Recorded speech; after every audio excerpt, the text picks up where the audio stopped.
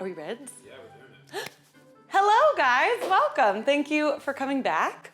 I asked you guys on Instagram if you would be down to watch or wanted to see a kitchen essentials video.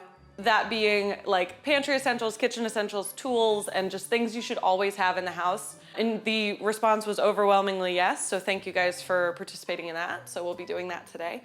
But we have some very exciting news. We have a sponsor for today's video. So thank you, honey. I think that there's this like wonderful idea that online shopping is like so easy and everything, oh, you can do it in your pajamas and everything's so simple. And it is for the most part. But I always know that there's like a plethora of online coupon codes and promotions that are offered, but every time I look them up, it's very hard to find.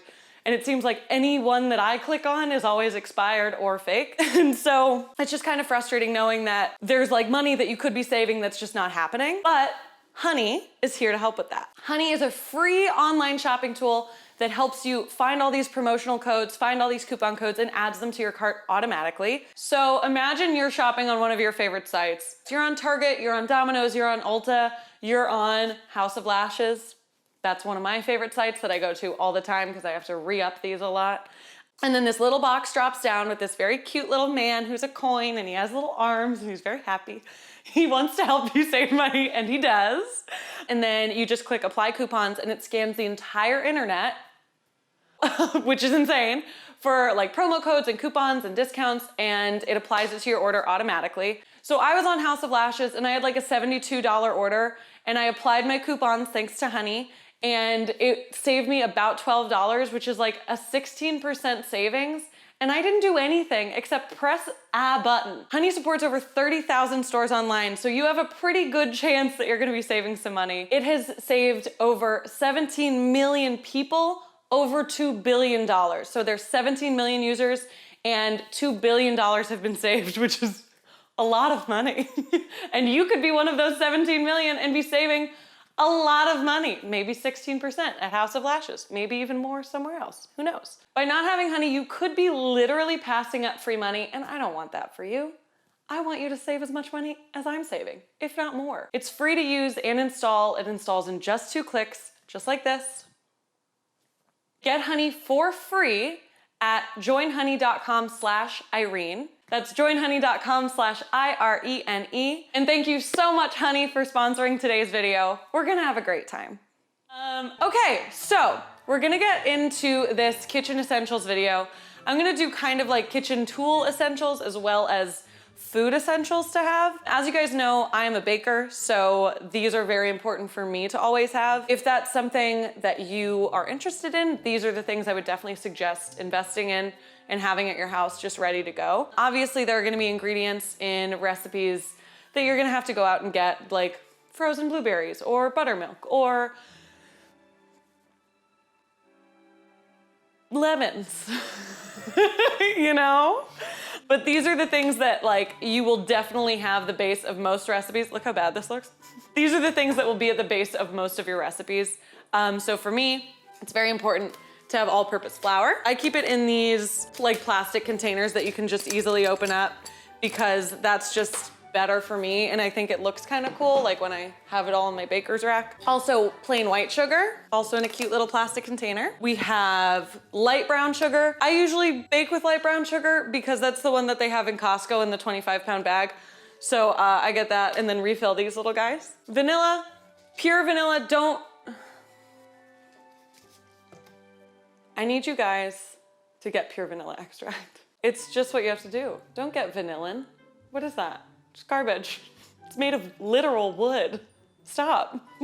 Yeah. Here's the thing, I know it's expensive and I know it's annoying, but the price of vanilla fluctuates a lot. So like this one I got was $35.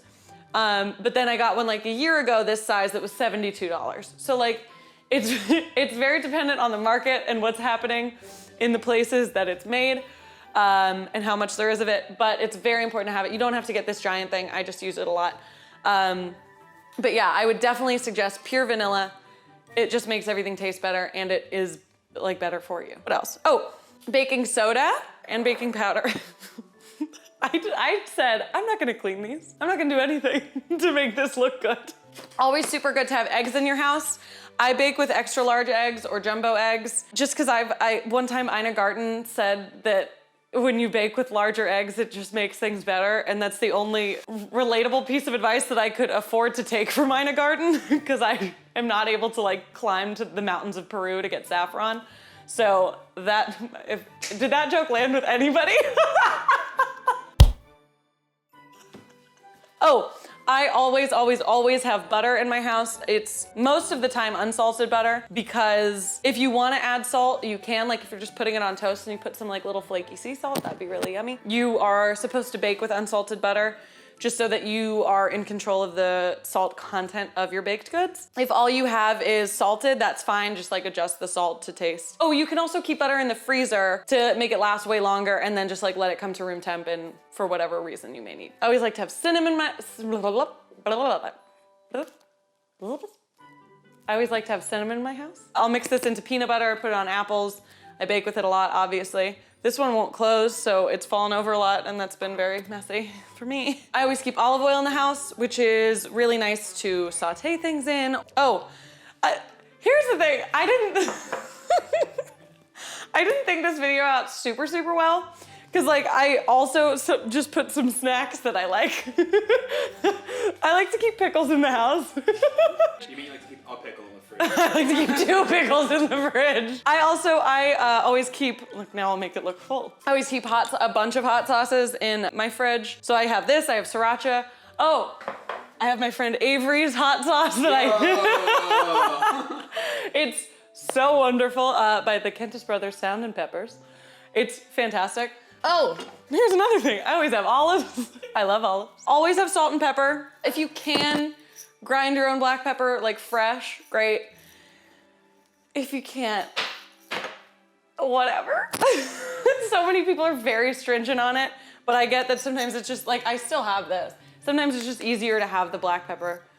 If you can grind it, rad. If you can't, they're not my scrambled eggs. I don't care. So I use kosher salt for cooking and baking. I do that because Alton Brown said to. I'm a sheep, is what I've learned today. But then I'm a crazy person. I use Malden sea salt for like the flaky sea salt that I put on top of cookies and stuff, just because it's so pretty.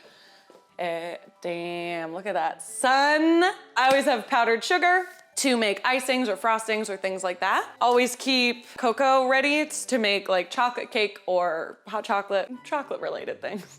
Oh, I keep pasta in my pantry all the time because it's just a very easy meal to make.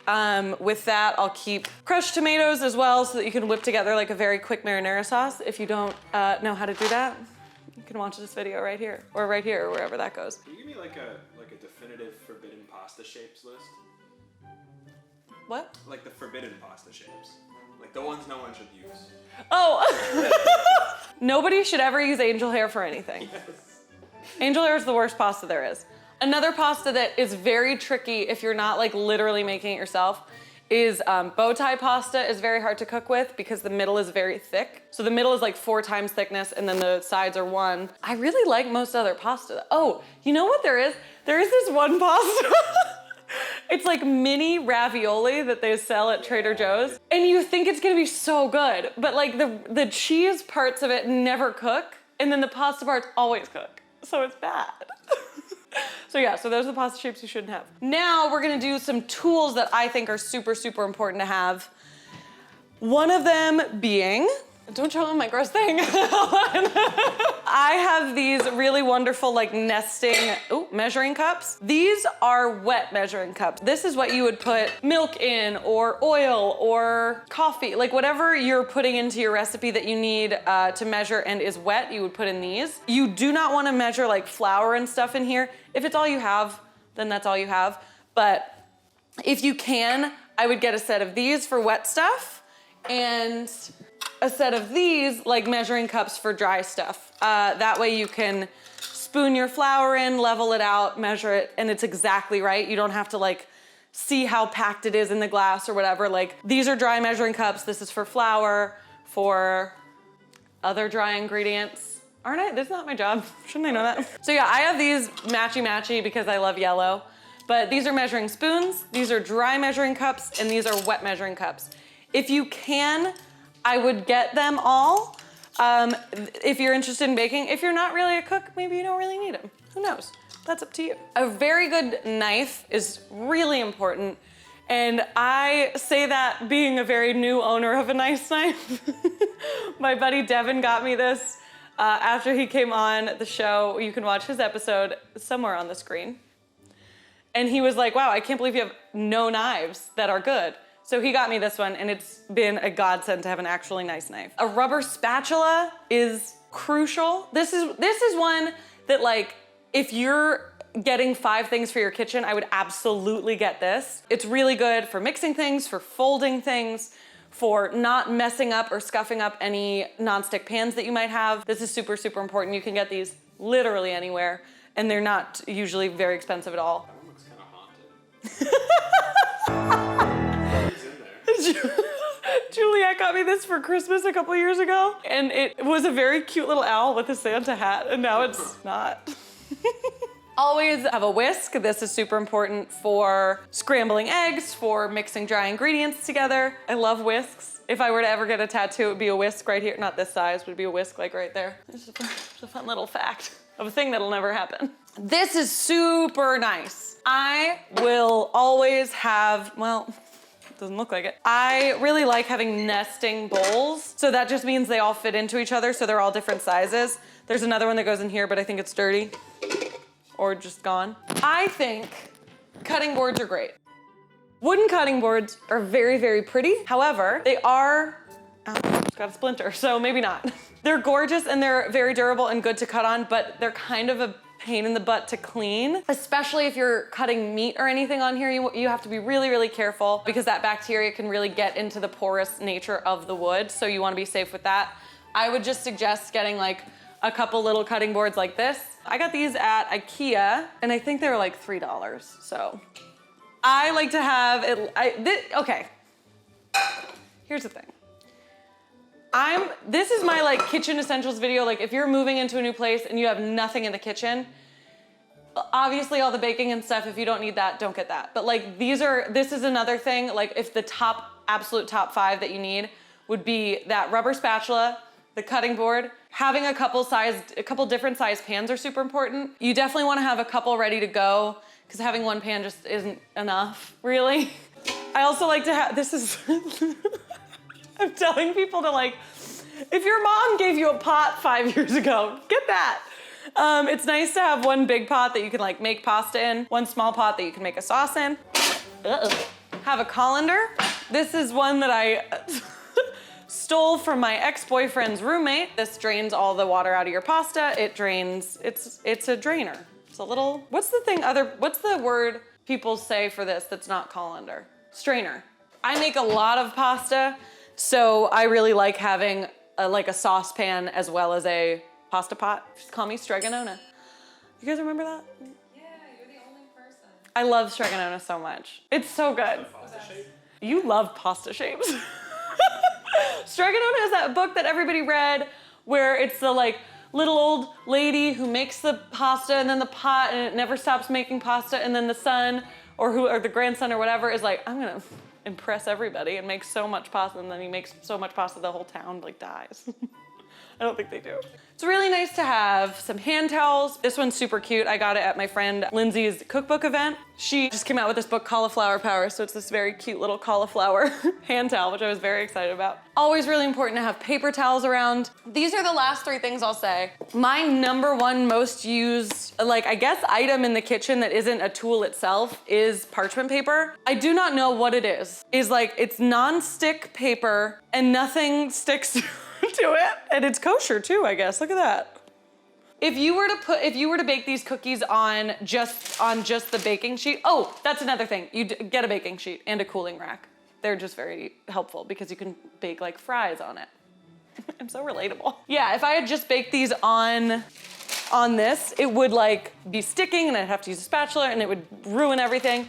And so parchment paper is just so useful. I can't even believe it. Always good to have aluminum foil. You can wrap stuff in this to cook it faster, keep the heat inside of it.